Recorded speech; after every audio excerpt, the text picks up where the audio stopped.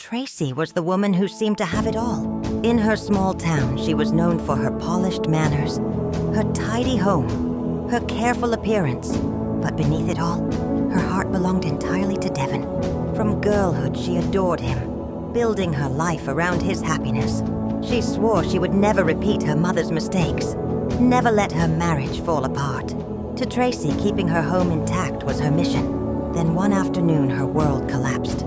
She walked into Devon's office, carrying the lunch she had prepared, only to find him in the arms of her childhood friend, the woman who had stood beside her as maid of honor.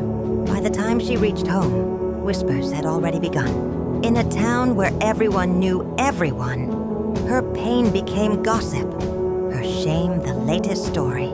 Tracy withdrew, shutting curtains, bolting doors. She stopped stepping outside, though neighbors sometimes noticed her shadow at the window. The community tried everything. Gentle knocks, the priest's visits, words through the door. Nothing worked. But they would not give up. Each evening they gathered outside her house, singing hymns, lifting prayers, asking God to reach her where they could not. It was a Tuesday when something strange happened. As voices rose in praise outside, Tracy heard a knock. Unlike the others, it carried with it a peculiar strength, a presence that felt alive. Reluctantly, she opened the door. Standing there was a woman she had never seen before. In this little town, strangers did not exist. Yet here was someone unfamiliar. She could not ask questions. She could not resist. Something in the woman's presence made her feel safe, alive. For the first time in months, she felt different, in the most beautiful way. That evening, courage stirred. Days later, she opened the door to those longing to comfort her.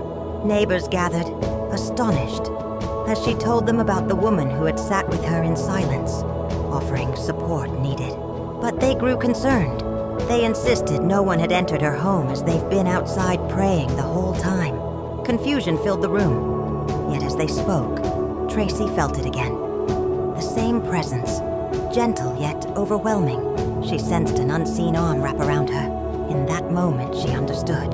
It had not been a stranger at her door. It had been God himself, stepping into her despair, making himself known in the way she most needed. Tears streamed down her face, but now they were of awe. God had come close, not to scold, but to carry her back into life. From that day, Tracy lived differently. She no longer hid behind curtains or shame. Instead, she walked the streets testifying to the love that had rescued her. Her neighbors listened, some in wonder, some in disbelief. But Tracy knew the truth. She had beheld the presence of God, and it was that presence, not gossip, not betrayal, that had the final word. Every day she told her story, reminding her community how beautiful it is to live in the presence of the one who never lets go.